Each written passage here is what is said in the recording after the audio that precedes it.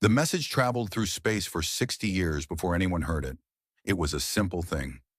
Radio waves carrying music, voices, and pictures from a small blue planet orbiting an ordinary yellow star. The beings who sent it never expected anyone to answer. They just wanted to say hello to the universe. On the bridge of the Hegemony observation vessel, Commander Kethron watched the primitive signals play across his screen. His gray scales shifted colors as he listened to the strange sounds. Music, he realized. These creatures made music. "What do you think of them?"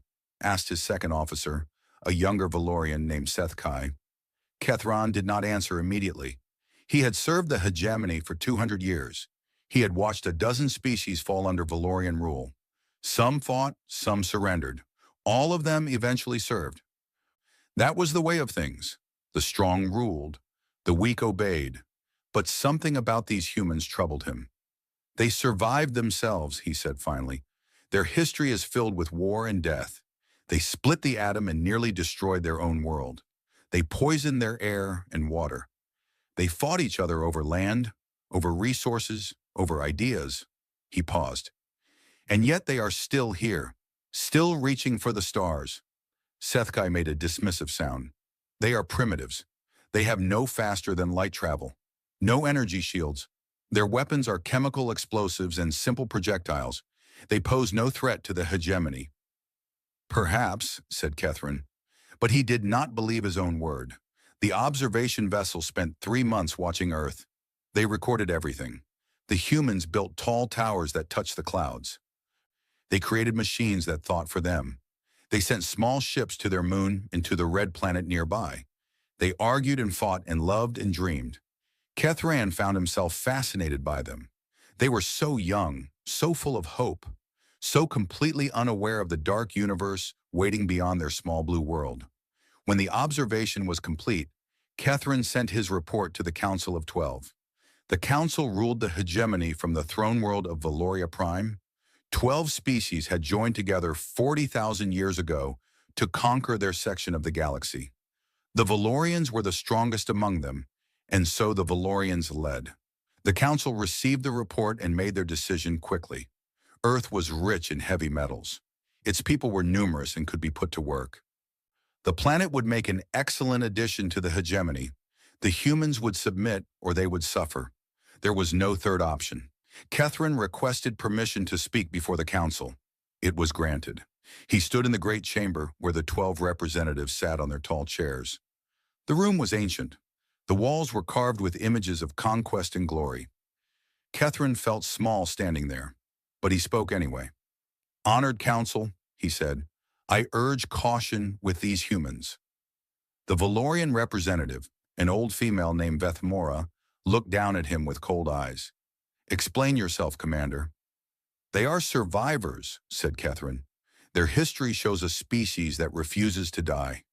They fight each other constantly, yet they grow stronger from each conflict. They adapt. They learn. They overcome."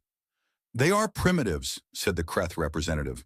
The Kreth were large creatures covered in thick armor plates. They respected only strength. "They have no ships worthy of the name.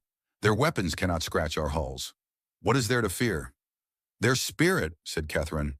"I watched them for 3 months. They never give up. When disaster strikes, they rebuild.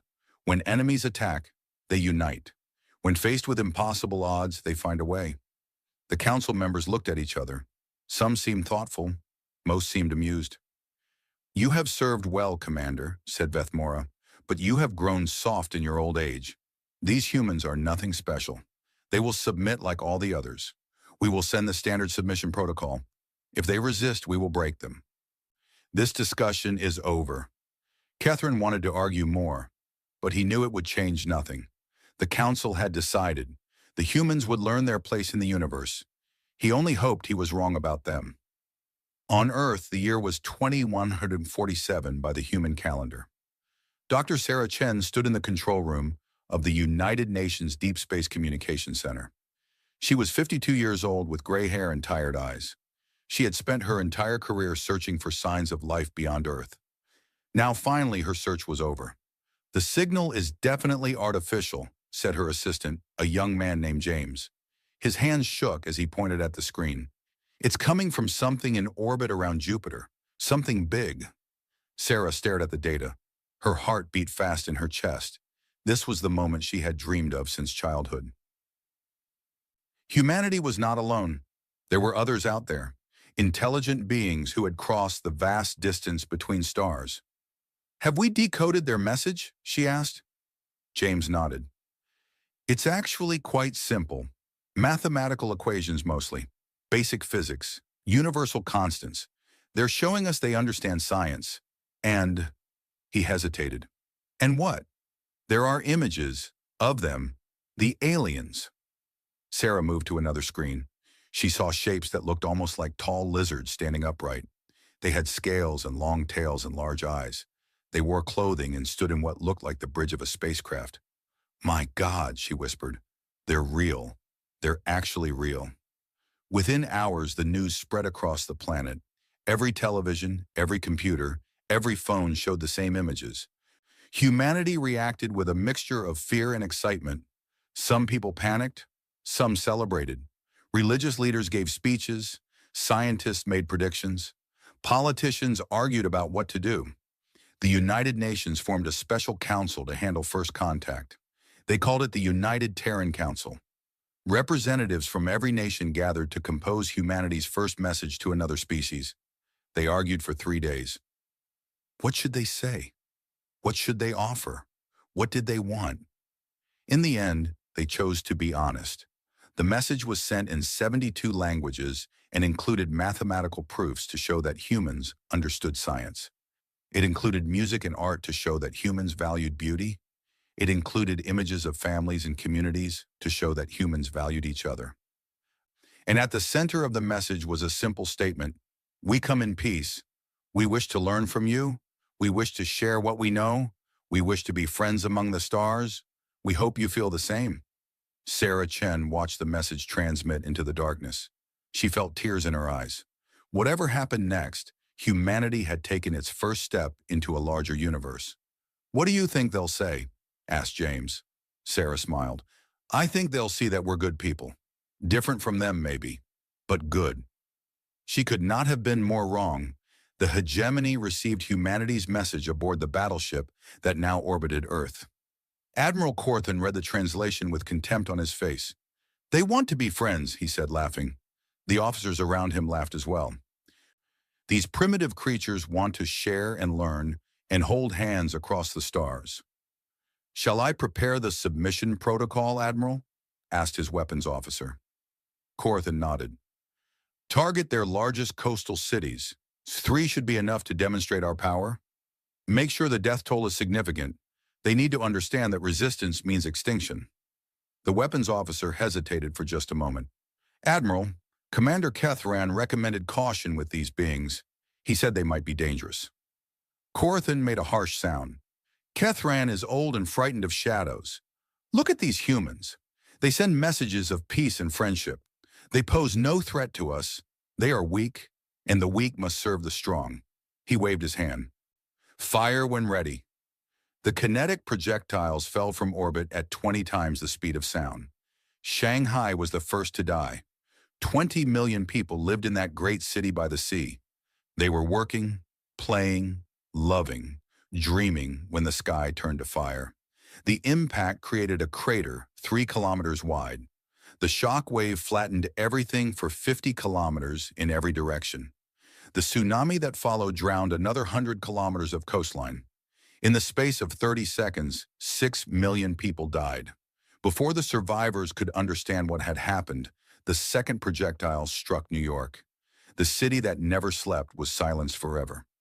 4 million souls vanished in a flash of light and fury. The third projectile hit Mumbai. 8 million more deaths in an instant. Families erased, histories ended, dreams destroyed. 18 million people died in less than 5 minutes. Around the world, humanity watched in horror. The images spread across every network. The burning cities, the fleeing survivors, the bodies floating in the water, the children crying for parents who would never answer. Sarah Chen stood in the communications center, tears streaming down her face. The screens showed the destruction. The message they had received from the aliens played on repeat. You have been chosen to serve the hegemony. Resistance is not permitted. Surrender your world and your people will be allowed to live. Resist and you will be destroyed. You have 1 day to respond. Why? Sarah whispered. We offered them peace. We offered them friendship. Why would they do this? James had no answer. No one did. The United Terran Council met in emergency session. The representatives were shell-shocked. Some wept openly. Others sat in stunned silence. 18 million of their people were dead. 3 of their greatest cities were burning ruins. We have to surrender, said the representative from France. His face was pale and his hands trembled. We cannot fight them. Did you see what they did? 1 ship destroyed 3 cities. We have nothing that can touch them. Surrender means slavery, said the representative from Nigeria. She was a tall woman with fierce eyes. You heard their message. They want us to serve them. Our children will be born into chains. At least they will be born, said the French representative. If we fight, they will kill us all. The arguments continued for hours. Some wanted to fight. Some wanted to surrender. Some wanted to try negotiating. No one knew what to do. Finally, the representative from China stood up. Her name was Liu Wei. Her daughter had been in Shanghai when the projectile hit. She had died along with millions of others. Liu Wei's face showed no tears. Her eyes showed no fear. They showed only cold, terrible determination. We offered them our hand, she said. Her voice was quiet, but every person in the room heard her clearly. We offered them peace and knowledge and friendship. We asked for nothing but the chance to know them, to learn from them, to grow with them. She paused. Her hands were steady. They answered by killing 18 million of our people. Children, families, innocent people who had done nothing wrong. They murdered them because they thought we were weak, because they thought we would bow down and serve them out of fear. She looked around the room. I will not bow. I will not serve, and I will not forgive. The Russian representative spoke up. What choice do we have? We cannot fight them. Our weapons are useless against their ships. Liu Wei smiled. It was not a pleasant smile. Today we cannot fight them, but we are human. We learn, we adapt, we overcome. We have done it before. We will do it again. They will destroy us if we resist, said the French representative. They will destroy us anyway, said Liu Wei. Slavery is just death spread over time. I would rather die on my feet than live on my knees, and I would rather my children die free than live as slaves. The room was silent. What do you propose? Asked the representative from Brazil. Liu Wei turned to face the window. Outside, the sun was setting. The sky was red like blood. We go quiet, she said. We make them think we are broken. We rebuild our cities. We mourn our dead. We act like the weak primitives they believe us to be. And then we prepare. Every nation, every resource, every mind. We unite as one species for the first time in our history. We learn their technology. We build our own ships. We create weapons they have never imagined. She turned back to face the council. And when we are ready, we make them pay for every single life they took. Not because we want revenge, but because they need to learn that humanity is not prey. We are not slaves. We are survivors, and we will never ever give up. The council voted. The decision was unanimous. The response was sent to the alien ship the next day. It was simple and short. Message received. We understand now. You will hear from us again. Admiral Corthan read the message and felt satisfaction. The humans had learned their lesson. They would be good servants in time. Perhaps he would even be rewarded for his quick victory. He ordered his ship to withdraw to a safe distance. The hegemony would send administrators in a few months to begin the process of integration. For now, the humans could bury their dead and prepare for their new lives. On his ship, Commander Kethran read the same message, but he did not feel satisfaction. He felt something else, something cold and uncomfortable. You will hear from us again. Such a simple statement. No anger, no threats, no pleas for mercy, just a promise.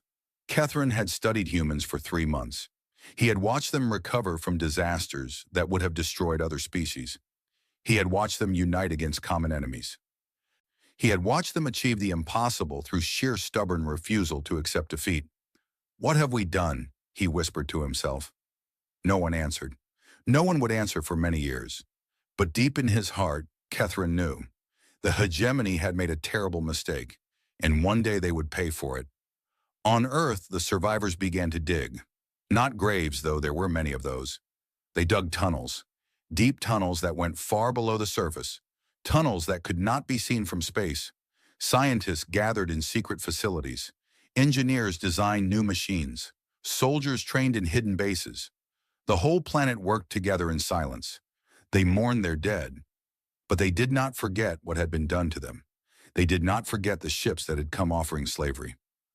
They did not forget the 18 million voices that had been silenced. Dr. Sarah Chen dried her tears and went back to work. Not to contact aliens this time. This time she worked to understand them, to learn their weaknesses, to find ways to defeat them. "They came to our world and killed our people," she said to her team. "They thought we were weak. They thought we would give up." She looked at the images of the destroyed cities, at the faces of the dead. They were wrong. The work began. The clock started counting, and somewhere in the depths of the earth, humanity began to forge the weapons of its revenge. They had offered peace. They had offered friendship. They had offered their hand in welcome. The universe had answered with fire and death.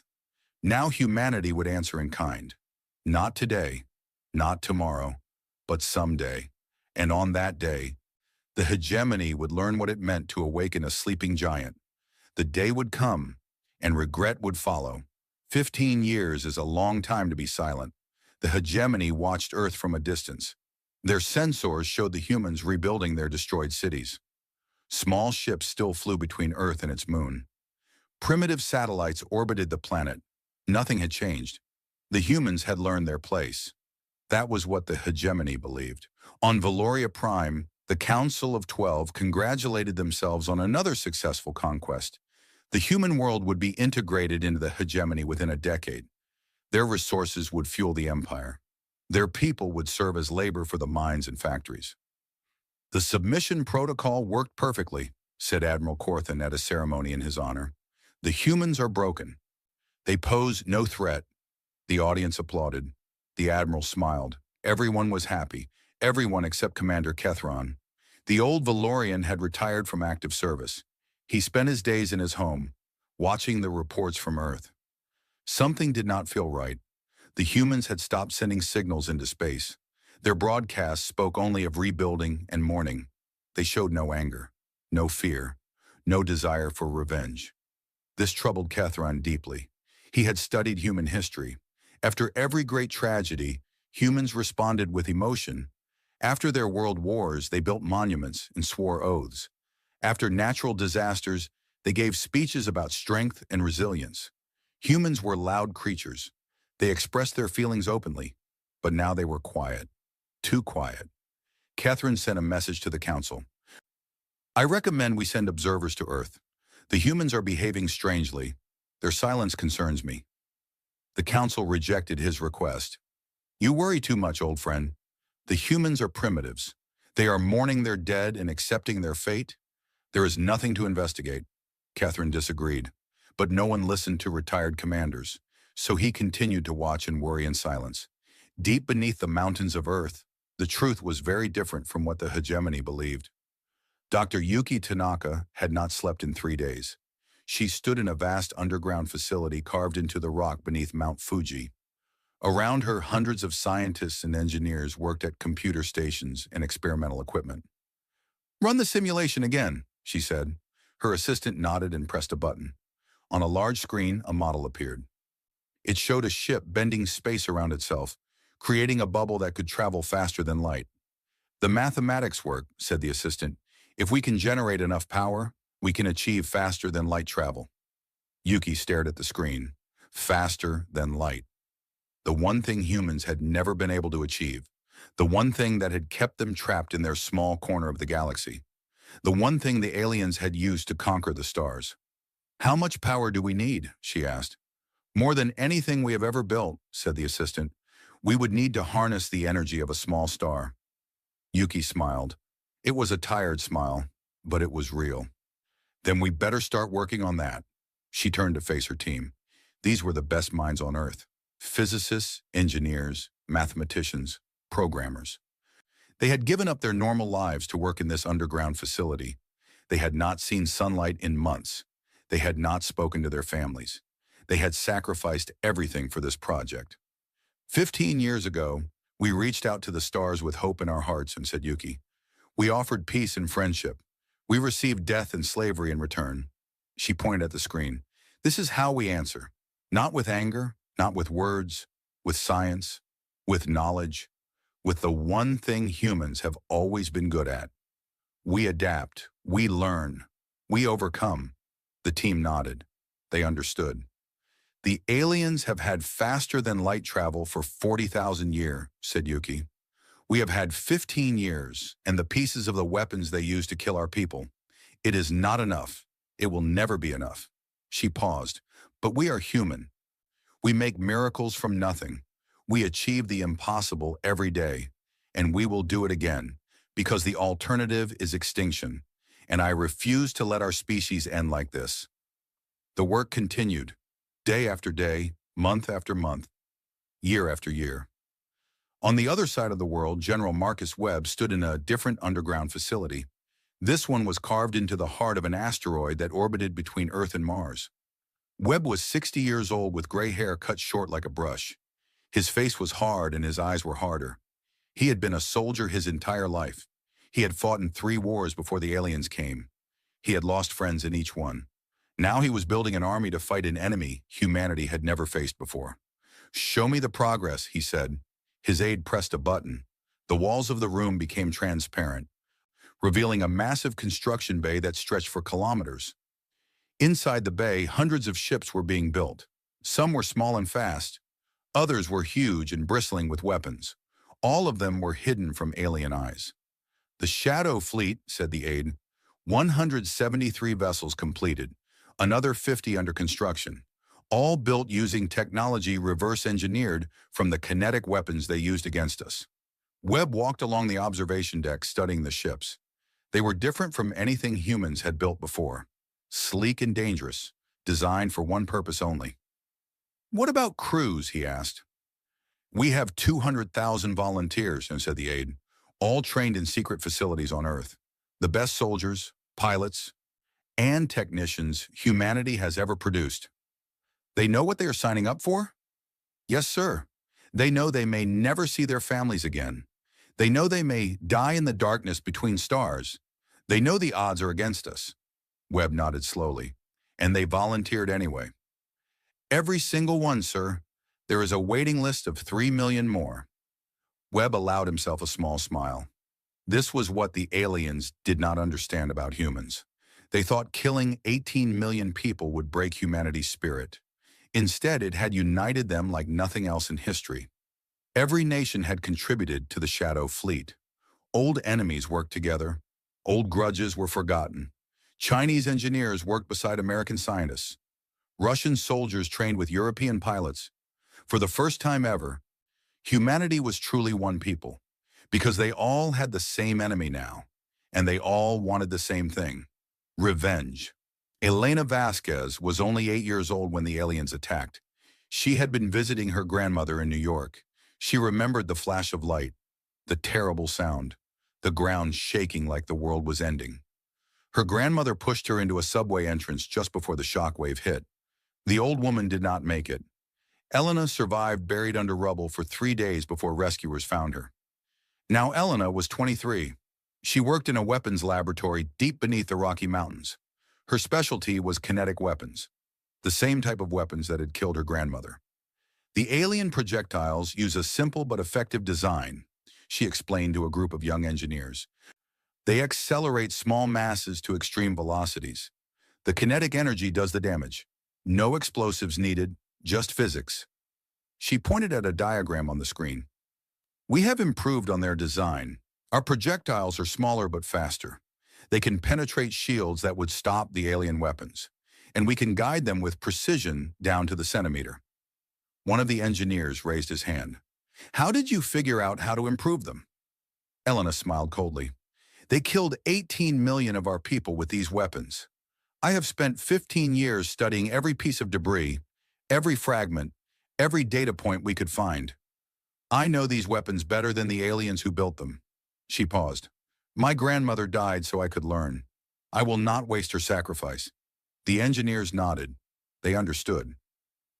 Everyone who worked on the Shadow Fleet had lost someone in the attack. Everyone had a reason to fight. Everyone had a ghost pushing them forward. Commander Kethron received his last intelligence report on Earth in the 15th year after the attack. The report was brief. The humans continued to rebuild. Their technology had not advanced significantly. They showed no signs of military buildup. They appeared to have accepted their fate. Kethron read the report 3 times, then he put it down and stared out his window at the night sky. Something was wrong. He could feel it in his bones.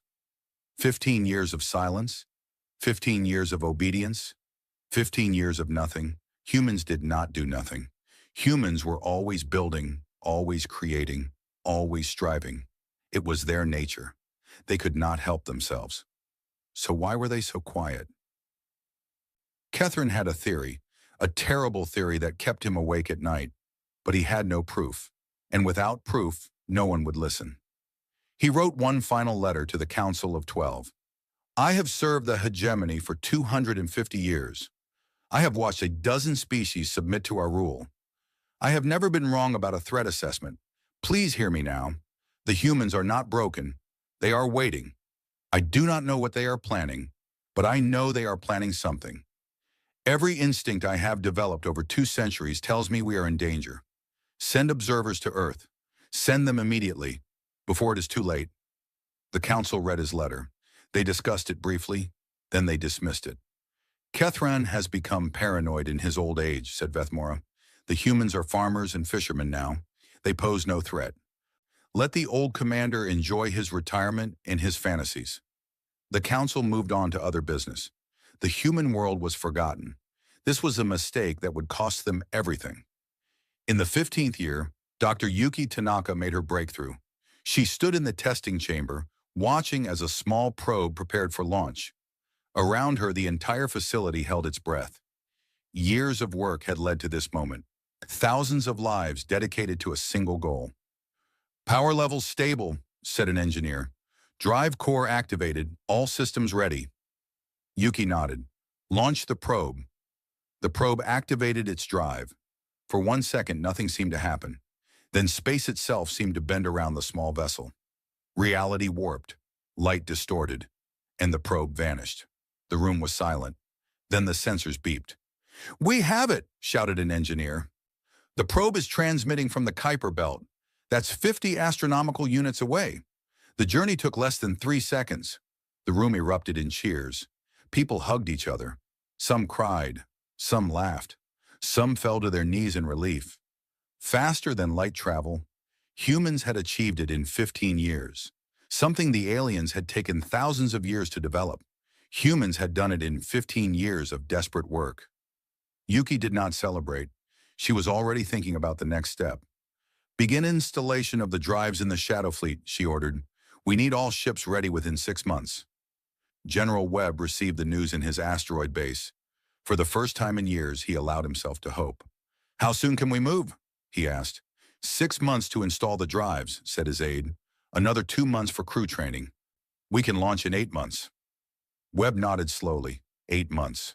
After 15 years of waiting, it was almost over. Send word to Earth, he said. Tell them to prepare the evacuation plans. We will not get a second chance at this. If we fail, the aliens will destroy our world. Our people need to be ready to disappear. Yes, sir. Webb turned to look at his fleet. 173 ships, 200,000 soldiers, the sum total of humanity's hope for survival. We are going to war, he said quietly, against an empire that has ruled for 40,000 years, against enemies with technology we are only beginning to understand, against forces that outnumber us 1,000,000 to 1. He smiled. It was not a pleasant smile. They think we are broken.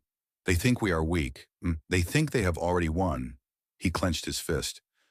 They are wrong, and we are going to show them exactly how wrong they are. Liu Wei, now the leader of the United Terran Council, address the secret meeting of world leaders one final time.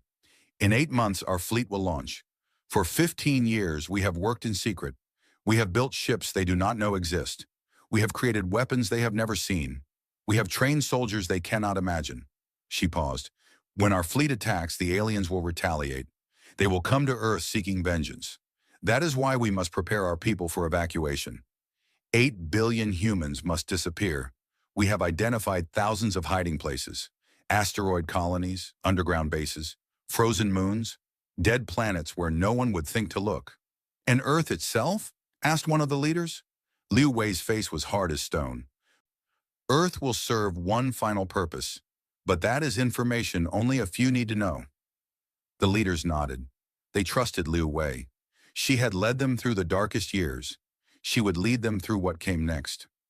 When this is over, said Liu Wei, humanity will be scattered across 1,000 worlds.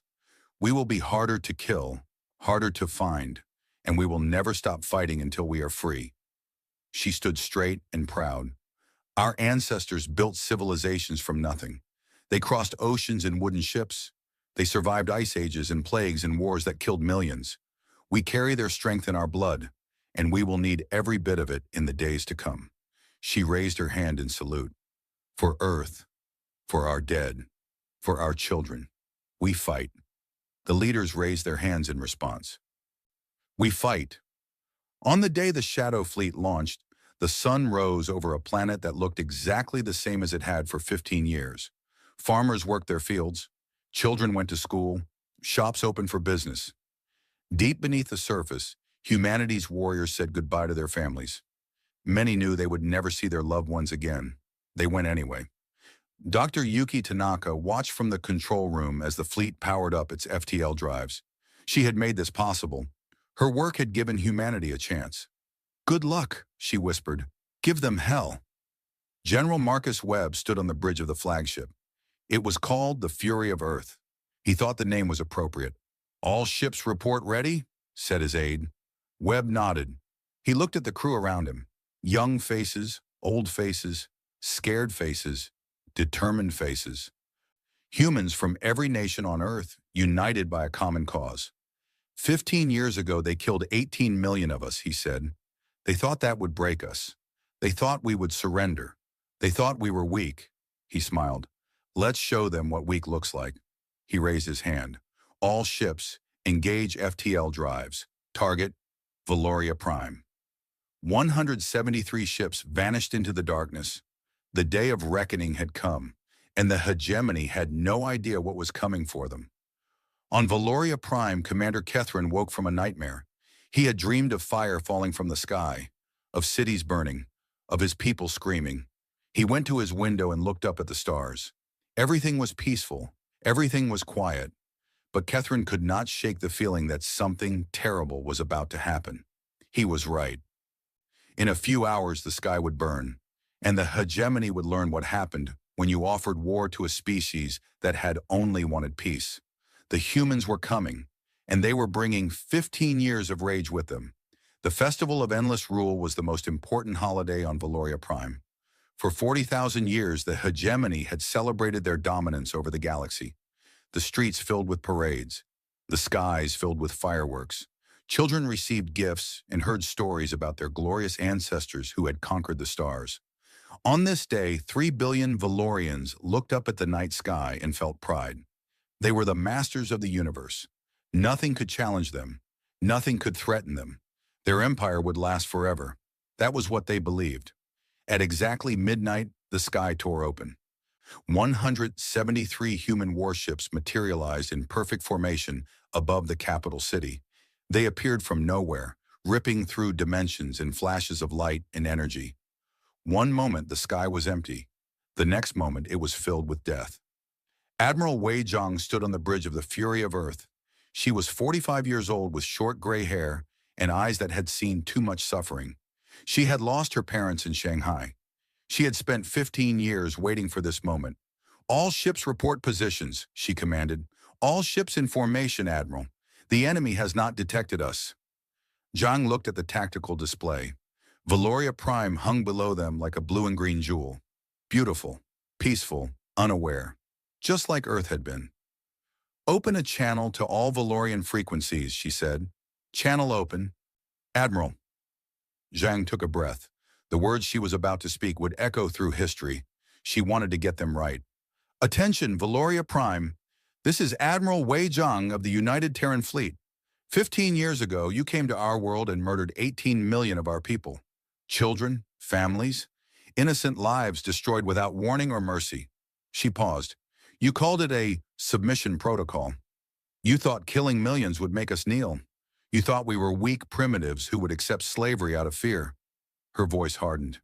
"You were wrong." She looked at her weapons officer. 18 million. That is the number you owe us. We are here to collect." The officer nodded. "Weapons charged and ready, Admiral. Target their orbital defense platforms first, then their military installations. Do not target civilian areas unless fired upon." "Admiral?" The weapons officer looked confused. "We could destroy the entire planet." "We could," said Zhang, "but we are not them. We came for justice, not genocide. Remember why we fight. Remember who we are." The weapons officer nodded. "Yes, Admiral." Zhang raised her hand. "All ships, fire at will." The Valorian Defense Fleet was celebrating the festival when the alarm started screaming. Commander Sethkai, now a senior officer, ran to the bridge of his battleship. He could not believe what his sensors were showing. "That's impossible," he whispered. "The humans have no FTL capability. They cannot be here." But they were here, 173 ships, each one bristling with weapons, each one moving with perfect precision. The humans had not only developed FTL travel, they had mastered it.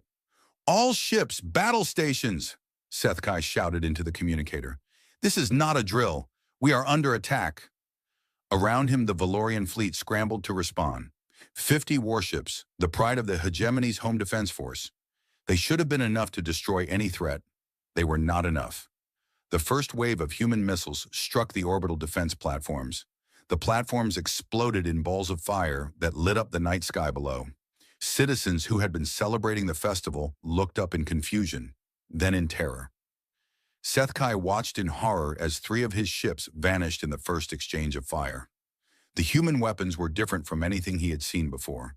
Faster, more accurate, more deadly. "Return fires," he ordered. "Target their lead ships." The Valorian ships launched their own missiles, plasma torpedoes that had destroyed countless enemies over thousands of years. They streaked toward the human fleet and missed. The human ships moved like nothing Sethkai had ever seen. They dodged and weaved through the torpedo barrage, performing maneuvers that should have been impossible. Some ships flew directly into the heart of the Valorian formation, getting so close that the defenders could not fire without hitting their own vessels. "They're insane," Sethkai breathed. "They're flying straight at us." He was right. The human pilots were performing suicide runs. But they were not suicides. At the last moment, each ship would veer away, having delivered its payload at point-blank range. It was a tactic born of desperation and courage. A tactic that only beings who had nothing left to lose would attempt. Captain James Chen flew his fighter through a storm of plasma fire. His ship was small and fast, designed for close combat. Around him, his squadron weaved between the massive Valorian battleships. "Stay tight," he ordered his pilots. "Get inside their shield range and hit them where it hurts." "Captain, we have enemy fighters incoming." Chen looked at his sensors.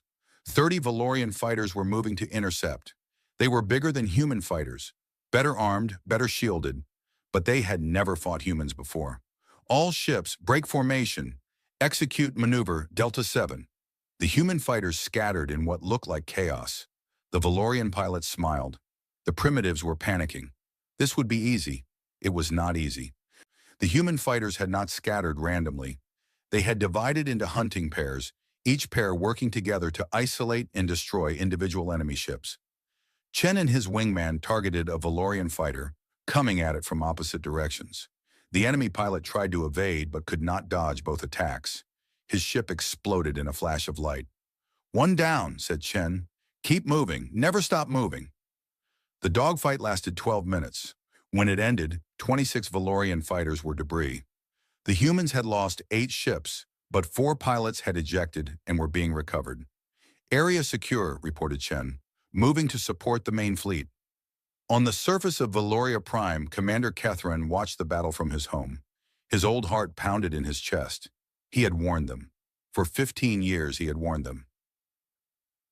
Now it was too late. The humans had come. His communicator beeped. It was Veth Mora from the Council. Kethran, what is happening? Who are these attackers? They are humans, said Kethran. The species we attacked 15 years ago. The primitives we thought were broken. Impossible. They have no FTL technology. They do now. Kethran's voice was tired. I told you they were dangerous. I told you they would not surrender. You did not listen. What do we do? Veth Mora sounded scared. The great leader of the hegemony, scared of a species she had dismissed as primitives. Pray, said Kethran. Pray that they show us more mercy than we showed them. He ended the communication and continued watching the battle. The human fleet was methodically destroying every military target in orbit. They were efficient and precise, professional, deadly, but they were not attacking civilian targets. Not yet. Perhaps, thought Kethran, there was hope. Perhaps the humans were better than the hegemony. He would soon find out. Admiral Zhang watched as the last Valorian battleship tried to escape. It was damaged and leaking atmosphere. Its shields were down. Its weapons were destroyed. They're trying to jump to FTL, reported her tactical officer. Should I destroy them? Zhang considered for a moment. Part of her wanted to kill every Valorian ship, every Valorian soldier, every being who had been part of the force that murdered her parents and 18 million others. But that was not who she wanted to be. Let them go, she said. Let them run back to their fleet and tell them what happened here. Let them spread fear through the hegemony. Yes, Admiral. The damaged ship jumped away, leaving the humans in complete control of Valorian space. The battle had lasted 9 hours. 23 Valorian warships had been destroyed. 15 more had been damaged and captured. The orbital defense network was slag. The military installations on the ground were burning. The humans had lost 21 ships and 6,000 soldiers. A heavy price, but worth it. Open a channel to the planet, ordered Zhang. Channel open, Admiral. Zhang looked at the world below. 3 billion Valorians waited to learn their fate. They had spent the night watching their fleet burn, watching their defenders die, watching everything they believed about their invincibility shatter like glass. Good. Citizens of Valoria Prime, this is Admiral Wei Zhang. The battle is over. Your fleet has been destroyed. Your defenses have been eliminated. She paused, letting the words sink in. We came here tonight to deliver a message. Not conquest, not genocide. A message. She stood straighter. 15 years ago, you came to our world and killed 18 million innocent people. You thought this would make us surrender. You thought this would make us slaves. Her voice grew cold. You were wrong. She pointed at the tactical display. Tonight we proved that humanity is not weak. We are not prey. We are not slaves. We are survivors. And we will never forget what you did to us. She let the silence stretch for a moment. This is day one. There will be many more. We will strike when you least expect it. We will appear from nowhere and disappear before you can respond. We will remind you, again and again, that the hegemony made an enemy they cannot defeat. She prepared to close the channel. Remember tonight, Valoria Prime. Remember the fire in your sky.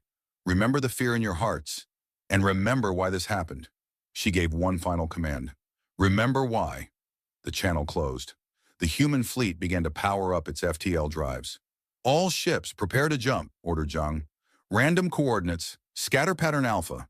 Reassemble at point 7 in 48 hours.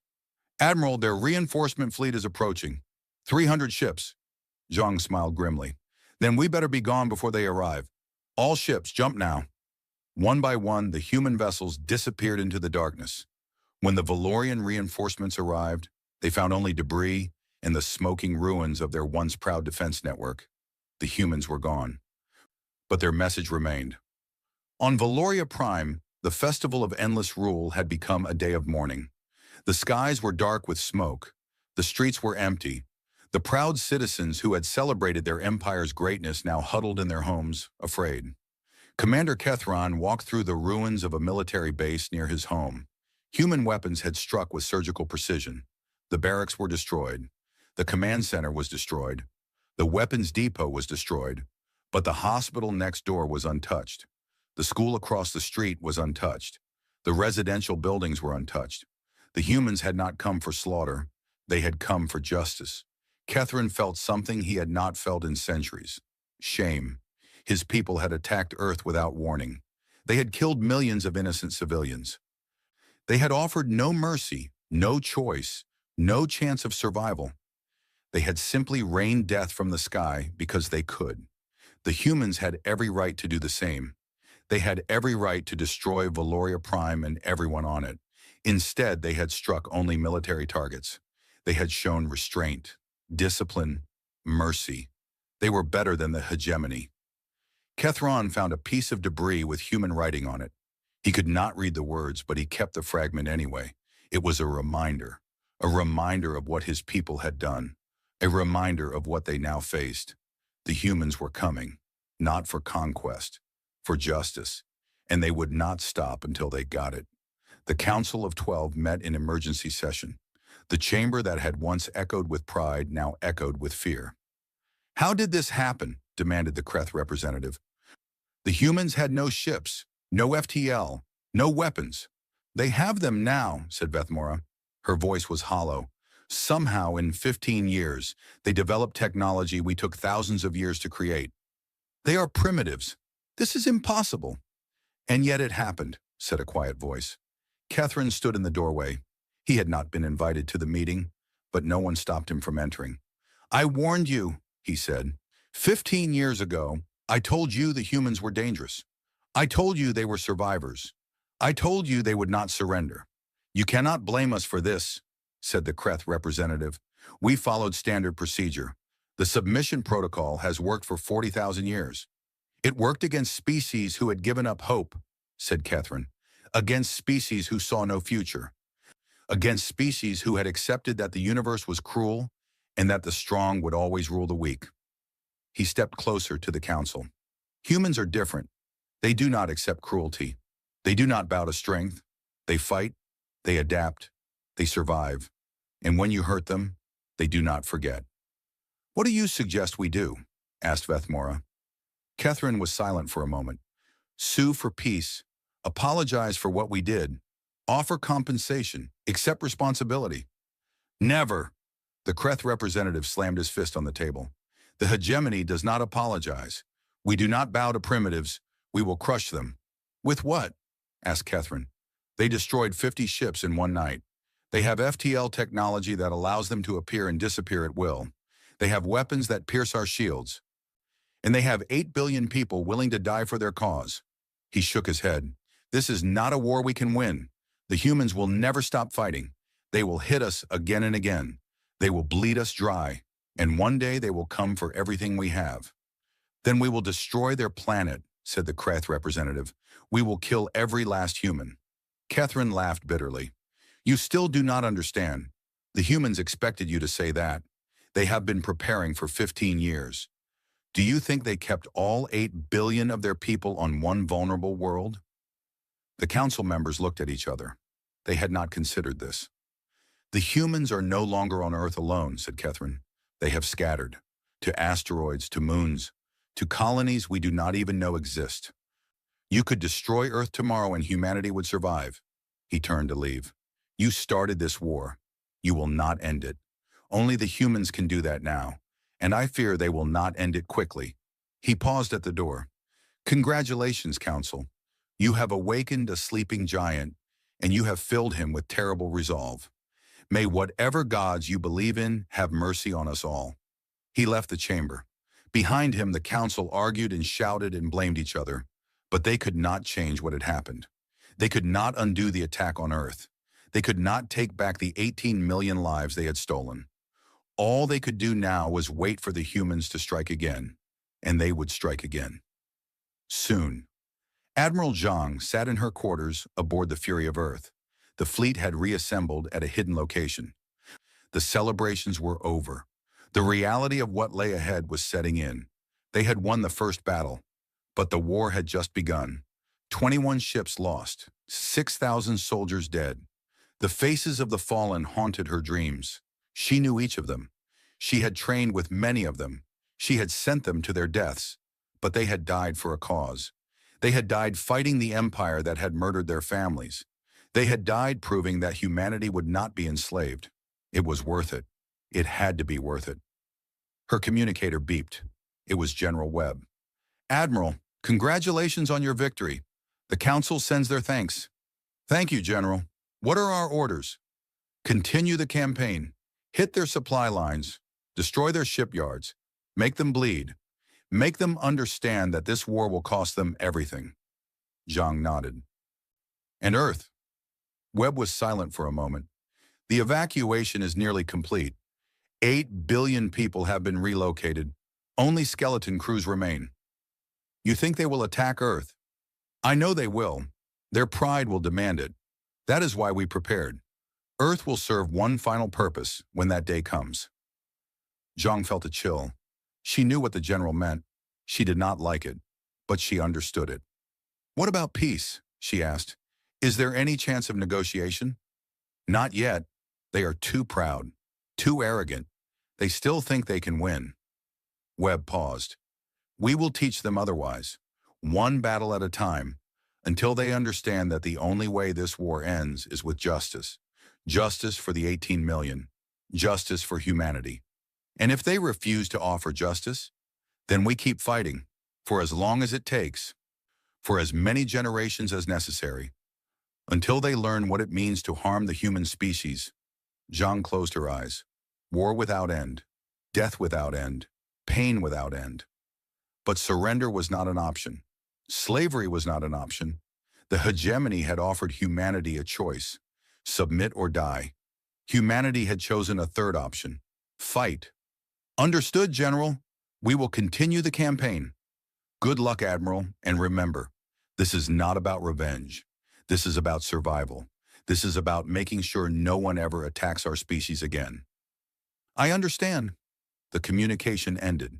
Zhang looked out the window at the stars. Somewhere out there, the hegemony was preparing their response. Somewhere out there, battles were being planned that would kill millions more.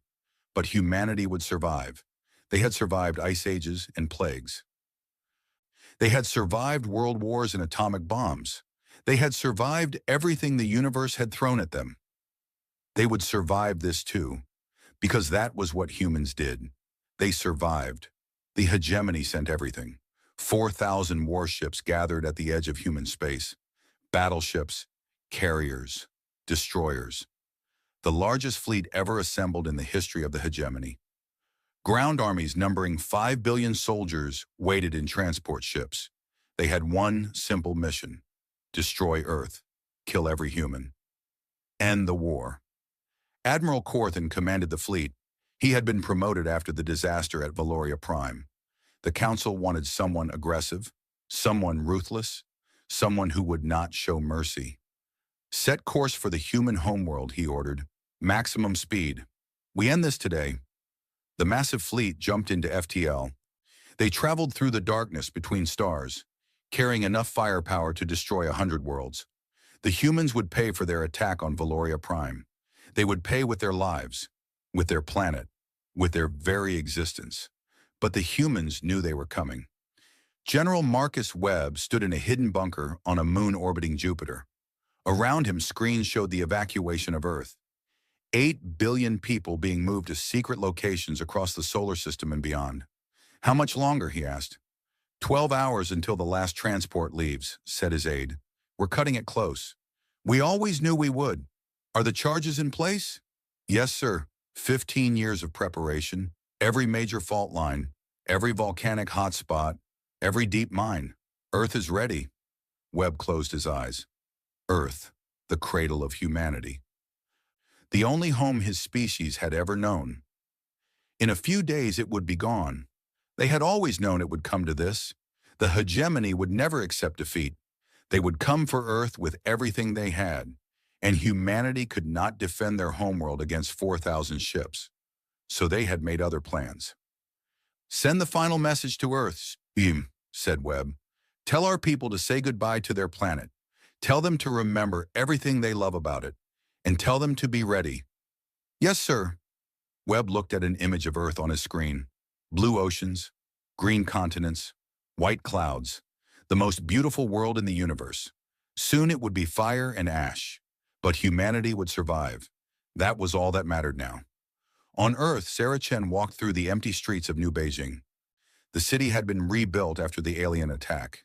30 million people had lived here. Now it was empty. She was one of the last to leave. She had work to finish. Sarah was 70 years old now. Her hair was white.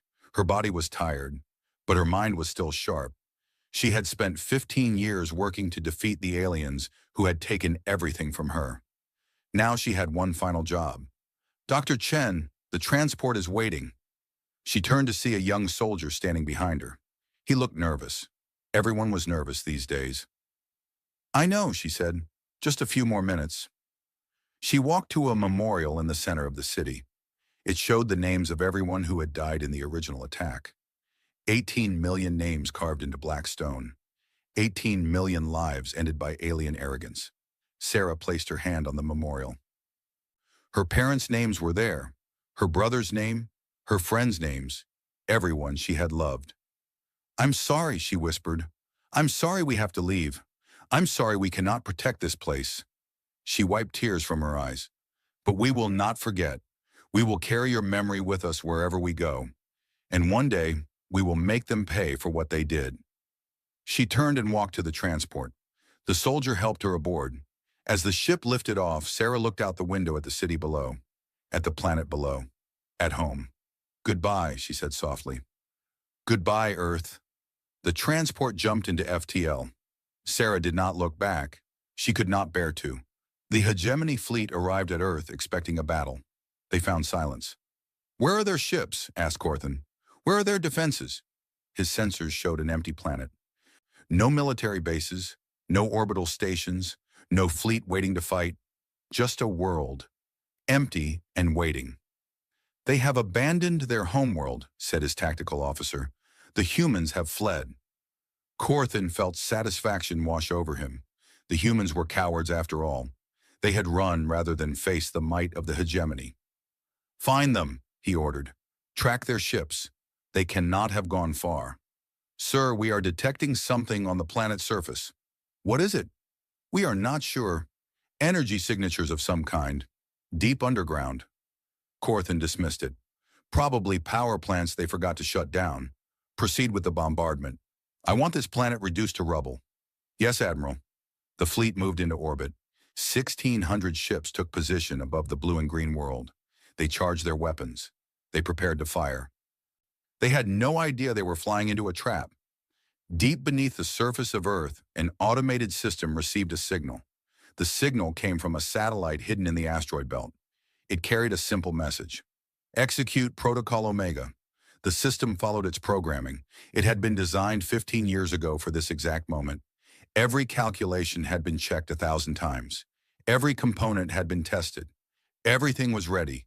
The system activated. Across the planet, 10,000 devices woke from their long sleep. They were hidden in mine shafts, in caverns, in the depths of the ocean. They had been waiting for this moment. They were antimatter charges, the largest antimatter weapons ever created by humanity. Combined, they contained enough energy to crack a planet in half. The countdown began. On the bridge of his flagship, Corthan watched the bombardment begin. Kinetic projectiles fell toward the planet's surface. They would strike the major cities first, then the smaller settlements, then every square kilometer of the planet until nothing remained. "Admiral, we are detecting a massive energy surge from the planet." "What kind of energy surge?" "Antimatter, sir. Multiple sources. They are underground." Corthan felt his blood turn cold. Antimatter. The humans had planted antimatter charges on their own planet. "All ships, pull back. Emergency retreat."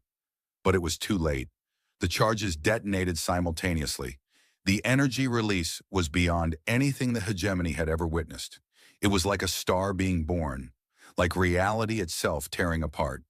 The planet cracked. The crust shattered. The mantle erupted. Oceans boiled into nothing. Continents dissolved into fire. And the shockwave reached out into space. 1,600 hegemony ships were caught in the blast. Their shields meant nothing against that much energy. Their armor meant nothing. They were simply erased, vaporized, turned into atoms scattered across the void. When the fire faded, Earth was gone. In its place was a field of debris, rocks and dust and memories. The cradle of humanity had sacrificed itself to destroy its enemies. The hegemony fleet that had come to end humanity had lost 40% of its strength in seconds. And from the darkness, a message broadcast on all frequencies. Our cradle for your fleet. The trade was worth it. Was it worth it to you? The news of Earth's destruction spread through the galaxy. No one could believe it. The humans had destroyed their own homeworld. They had killed 1,600 hegemony ships and lost their planet in the process. On Valoria Prime, Commander Catherine heard the news and wept, not for the hegemony ships, for the humans, for the species that had loved their world so much they were willing to sacrifice it rather than see it enslaved. They are insane, said Vethmora. No sane species would destroy their own homeworld. They are not insane, said Catherine. They are free. They valued their freedom more than their planet, more than anything. Then they are fools. Are they? Catherine looked at the reports. 1,600 ships destroyed, 20% of the hegemony's total military strength. Gone in an instant. They just dealt us the greatest blow in 40,000 years. And they did it by sacrificing everything they loved. He shook his head. They are not fools. They are the most dangerous enemies we have ever faced, because there is nothing they will not do, nothing they will not sacrifice, nothing they will not destroy to remain free. Vethmora had no response. For the first time, she looked truly afraid. The war continued for 15 more years. Without their homeworld, humanity became impossible to find. They had scattered to 1,000 secret colonies, asteroid bases, underground cities on frozen moons, hidden stations in the void between stars. The hegemony could not track them, could not locate them, could not destroy them, but the humans could find the hegemony. Admiral Zhang led the Shadow Fleet in a campaign of terror. They struck supply convoys. They destroyed shipyards. They attacked communication relays. Everywhere the hegemony turned, humans were there, killing, burning, disappearing before reinforcements arrived. They are like ghosts, complained a hegemony commander. They come from nowhere. They kill everything in their path, and then they vanish. The war ground on. Year after year, battle after battle, the hegemony threw everything they had at humanity. New ships, new weapons, new tactics. Nothing worked. The humans adapted faster than the hegemony could develop countermeasures. When the hegemony built better shields, humans built better weapons.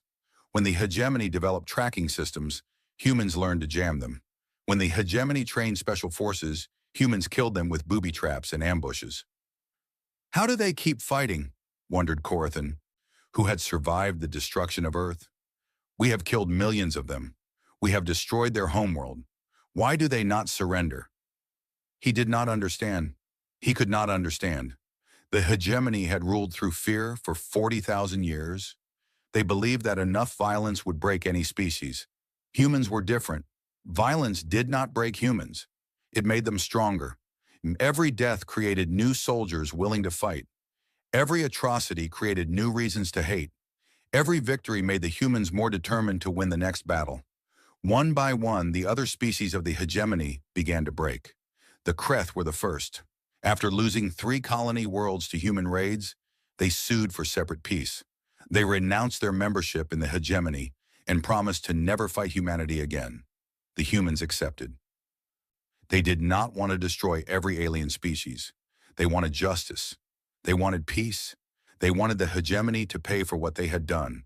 The Morvani left next, then the Sylth, then the Venkai. One by one, the 12 species of the hegemony abandoned the war. They had seen what humanity could do. They wanted no more part in this conflict. By the 30th year of the war, only the Valorians remained. They were wounded. Their fleet was half its original size. Their economy was in ruins. Their people were terrified, but they refused to surrender. Pride, arrogance, stubbornness. The same traits that had made them attack Earth in the first place now prevented them from admitting defeat. "We will fight to the last ship," declared Vethmora. She was old now, tired, but she would not yield. The hegemony has never surrendered. We will not start now. Admiral Zhang received a message from General Webb. He was dying. The old soldier had led humanity's military for 30 years. Now his body was finally giving out. She went to see him in his quarters on a hidden station orbiting a dead star. He looked small in his hospital bed. Fragile. Human. "Admiral," he said, his voice weak. "Thank you for coming." "Of course, General." He smiled. "You have done well, Zhang. You have led our people through the darkest time in our history. You have kept them fighting when surrender seemed easier. You have given them hope." "I only did my duty," she said. "You did more than that. You became a symbol. When people see your ships, they know that humanity has not been broken, that we are still fighting, that we will never stop." He coughed. His body was failing. "The war is almost over," he said. "The Valorians are alone. Their fleet is destroyed. Their allies have abandoned them. All that remains is their pride." "What do you want me to do, General?" Webb looked at her with clear eyes. Despite his dying body, his mind was still sharp. "Offer them a choice. Surrender unconditionally. Face tribunal for their crimes. Accept responsibility for what they did. And if they refuse, then we continue, until one of us no longer exists." Zhang nodded. "I understand." Webb reached out and took her hand. His grip was weak, but his intention was strong. "Remember why we fight, Admiral. Not for revenge, not for conquest, for justice, for the 18 million, for Earth, for everything they took from us." "I will remember." Webb smiled one last time. "Good, now go. Finish what we started. End this war. Give our children a future worth living." He closed his eyes. Marcus Webb died that night. The man who had built humanity's military from nothing. The man who had planned the destruction of Earth to save his species. The man who had never stopped fighting. Admiral Zhang stood at his memorial service. Soldiers from every human colony attended. They came to honor the general who had given them a chance to survive. "He asked me to end the war," Zhang said in her eulogy. "He asked me to remember why we fight. I will honor both requests." She looked at the gathered soldiers. Gray-haired veterans who had fought since the beginning. Young soldiers who had been born in hidden colonies, never knowing Earth except through stories. All of them united by a common cause. The Valorians are alone now. Their empire has crumbled. Their allies have fled. All that remains is their stubborn pride. She raised her hand.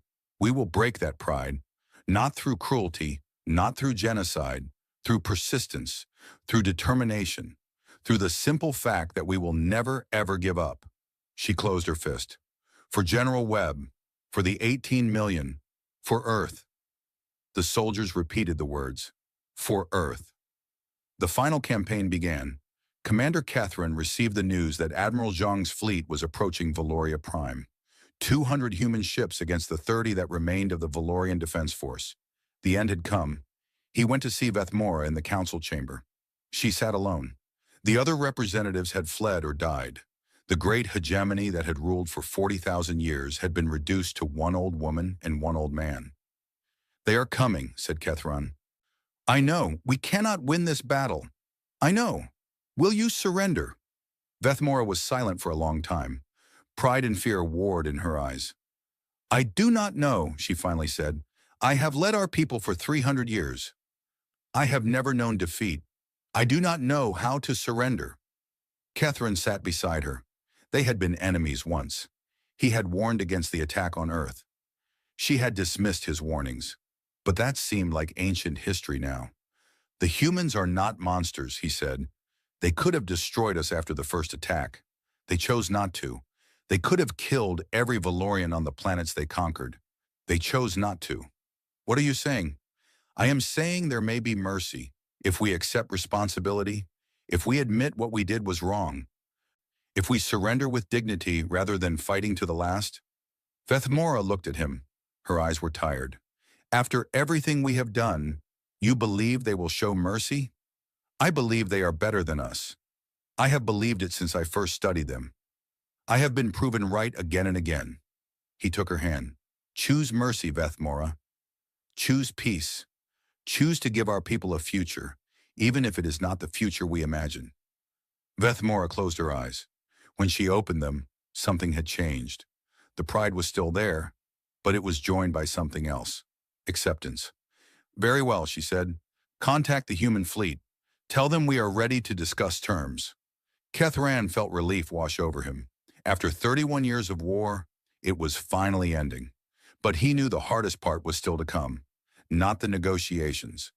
Not the trials. Not the punishment. The hardest part would be looking the humans in the eye and admitting that everything they had suffered was the hegemony's fault. That would be the true price of defeat. And Kethran suspected it was a price that would take generations to pay. The final human fleet surrounded Valoria Prime like a ring of steel. 200 warships, the last of humanity's military strength. They had traveled across the galaxy, fighting battle after battle, losing friends and family along the way. Now they were here, at the homeworld of their enemy, at the place where the war could finally end. Admiral Wei Zhang stood on the bridge of the UTS Remembrance. The ship had been renamed after Earth's destruction. It carried the memory of humanity's lost homeworld in its very name. Zhang was 61 years old now. Her hair was completely gray. Her face was lined with years of worry and grief. She had been fighting this war for almost half her life. She had watched friends die.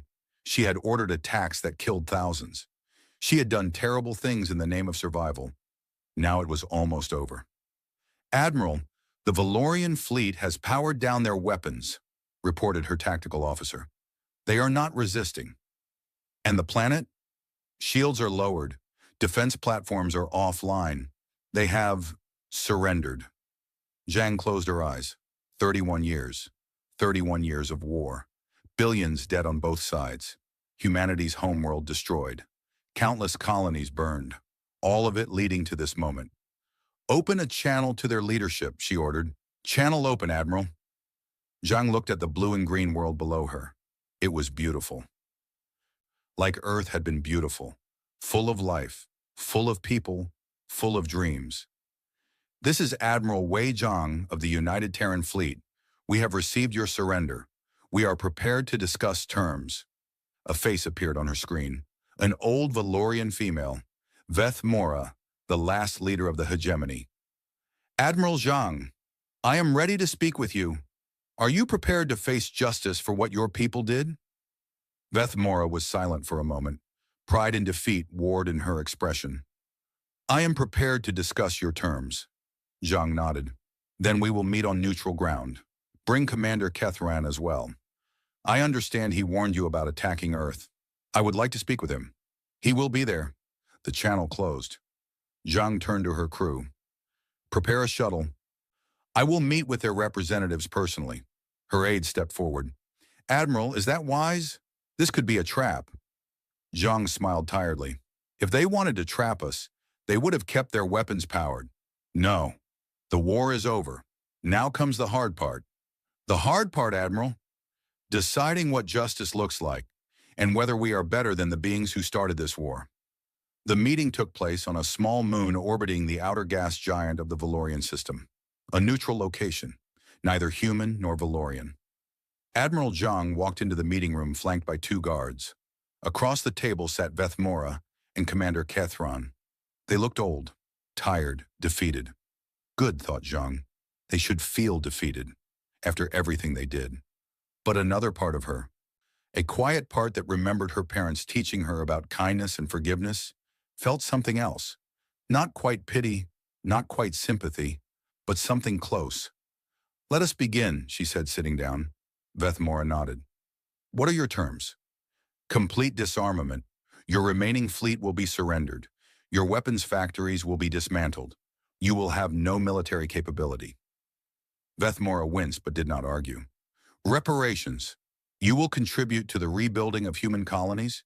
You will share technology. You will provide resources. Another nod. Trials.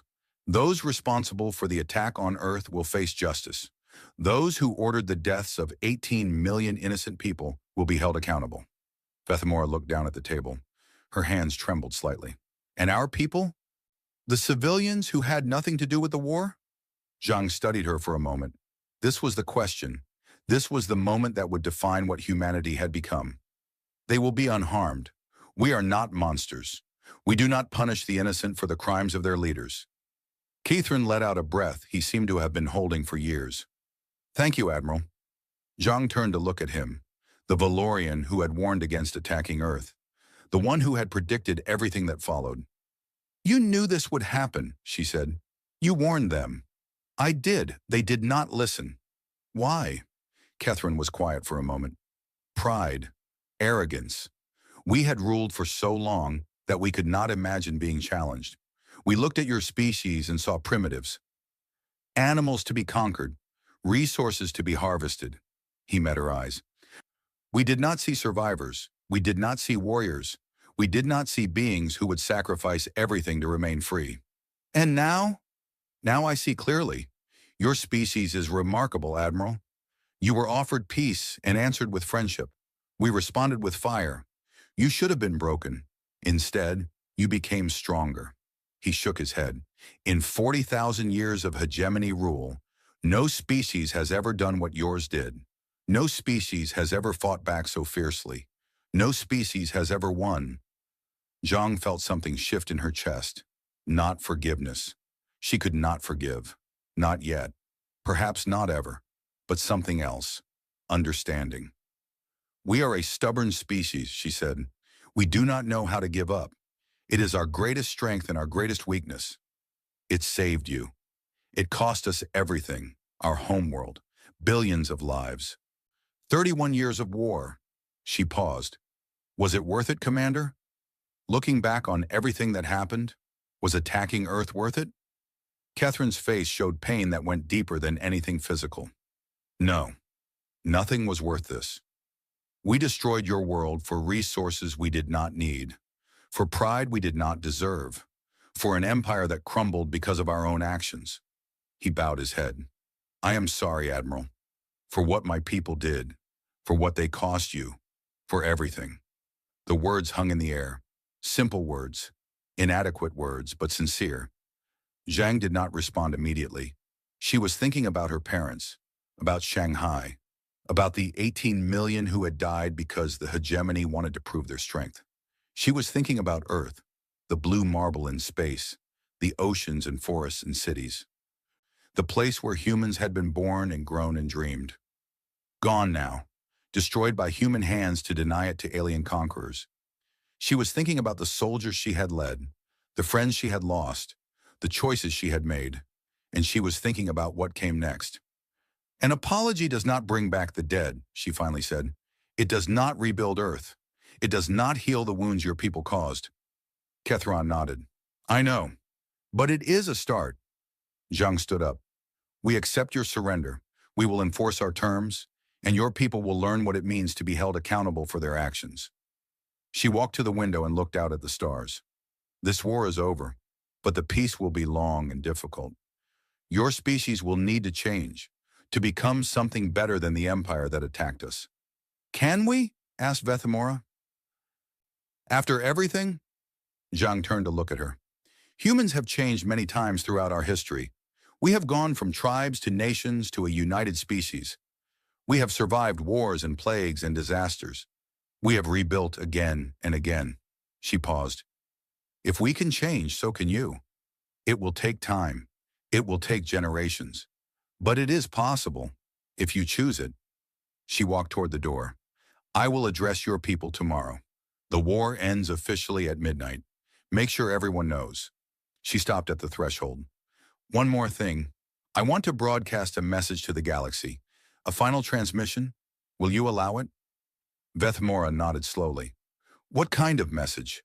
Zhang's expression was unreadable. The truth about what happened, about why, about what it cost, and about what we choose to do now. She left the room. Behind her, two aliens sat in silence, trying to understand the beings who had destroyed their empire, and then offered them mercy. The next day, every screen in the galaxy carried the same broadcast. Admiral Wei Zhang stood on the bridge of the Remembrance, looking into a camera that would transmit her words across 100 star systems. Behind her, Valoria Prime hung in the viewport, beautiful, intact, spared. My name is Wei Zhang. I am an admiral in the United Terran Fleet. I am also a daughter, a soldier, and a survivor. And I have a message for the galaxy." She took a breath. 31 years ago, humanity sent our first message to the stars. We did not know if anyone was listening. We did not know what they would think of us. We only knew that we were not alone, and we wanted to say hello. Images appeared on screens across the galaxy. Images of Earth as it had been, blue and green and beautiful. Our message was simple. We came in peace. We wish to learn. We wish to share. We hope to make friends among the stars. The images changed. Burning cities, destruction, death. The hegemony received our message. They came to our world, and they answered our friendship with fire. 18 million of our people died in a single afternoon. Children, families, innocents who had done nothing wrong. Zhang's voice remained steady, but emotion flickered in her eyes. They thought this would break us. They thought we would kneel and serve. They thought we were weak because we wanted peace. The images changed again. Human ships, human soldiers, human determination. They were wrong. She stood straighter. We spent 15 years preparing. We united as a species for the first time in our history. We developed technology. We built ships. We trained soldiers. And when we were ready, we fought back. Images of the war, battles, victories, losses. The war lasted 31 years. We lost our homeworld. We lost billions of our people. We sacrificed everything we had to remain free, and we won. She paused, letting the words sink in. Today, the hegemony has surrendered. Their fleet is destroyed. Their empire is broken. Their leaders will face justice for their crimes. She looked directly into the camera. But we did not come to destroy them. We did not come for revenge. We came for something more important. The camera pulled back, revealing the beautiful planet behind her. This is Valoria Prime, the homeworld of our enemy. 3 billion people live there. People who had nothing to do with the attack on Earth. People who were born into an empire that told them conquest was right and mercy was weakness. She turned to look at the planet. We could destroy this world. Every ship commander in my fleet has lost someone to this war. Every soldier under my command has reason to want revenge. And if we destroyed Valoria Prime, who could blame us? They destroyed our homeworld. They started this war. They showed us no mercy. She turned back to the camera. But we are not them. Silence. Humanity has done terrible things throughout our history. We have waged wars. We have committed atrocities. We have caused unimaginable suffering. But we have also shown mercy. We have also forgiven. We have also chosen to be better than our worst impulses. She spread her hands. Today we make that choice again. The Valorian people will not be destroyed. They will be held accountable, but they will survive. Their children will grow up in a galaxy where humans are not conquerors, but partners. Where strength is not measured by how many you can kill, but by how many you can save. She lowered her hands. This is the last transmission from Earth. Our world is gone, sacrificed to end a tyranny that threatened everything we loved. But humanity endures. We scattered to 1,000 worlds. We built, we fought, we survived. Because that is what we do. Her voice grew stronger. You looked at us and saw prey. You should have seen survivors. She paused. If this is how peace was offered, you answered with war. Regret follows. Another pause. We do not forgive. We do not forget. But we choose to be better than you. She straightened. This war is over. See that you remember why it began. The transmission ended. Across the galaxy, billions of beings watched in silence. Valorians wept in their homes, understanding for the first time what their empire had done. Other species watched in awe at the humans who had won the war and then chosen mercy. Children asked their parents what it meant. On the remembrance, Admiral Zhang closed her eyes. It was done. 31 years of war, billions dead, a homeworld lost, and at the end, mercy. She did not know if it was the right choice. She did not know if history would praise her or condemn her. She only knew it was the choice she could live with. Captain James Chen, who had fought in the first battle of the war as a young pilot and now commanded his own ship, approached her.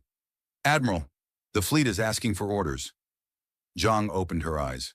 Stand down all weapons. Begin relief operations. There are people on that planet who need food and medicine. Make sure they get it. Chen hesitated. Some of the crews are not happy about helping the Valorians. I know. Tell them I understand. Tell them their anger is justified. And then tell them that we won this war because we were better than our enemies. If we act like them now, we lose everything we fought for. Chen nodded slowly. I will tell them. He started to leave, then stopped. Admiral, for what it is worth, you made the right choice. General Webb would be proud. Zhang felt tears threaten to fall. She held them back. There would be time for tears later. Right now she had work to do. Thank you, Captain. Now let us show the galaxy what humanity can do when we choose to build instead of destroy. 100 years later, on a green world called New Terra, children gathered in a classroom. They came from many species. Human children sat beside Valorian children. Kreth played with Morvani during recess. The old hatreds were fading, year by year. The teacher was an old woman named Sarah Chen. Not the Sarah Chen who had witnessed the first contact. That Sarah had died decades ago. This was her granddaughter, named in her honor.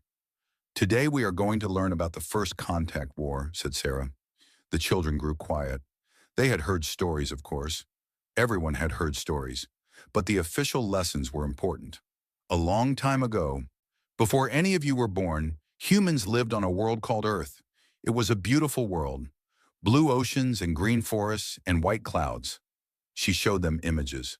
The children gasped at the beauty. When humans discovered that they were not alone in the universe, they were excited. They sent a message to the stars, a message of peace and friendship. She paused. But the hegemony, which ruled this part of the galaxy at that time, did not want peace. They wanted conquest. They attacked Earth and killed millions of innocent people. A young Valorian child raised her hand. My grandmother says that was wrong. Your grandmother is correct. It was very wrong. And it started a terrible war that lasted 31 years. Sarah showed them images of the war, not the violent images. The children were too young for those. Just images of ships and soldiers and ruined cities. Humans lost their homeworld in the war.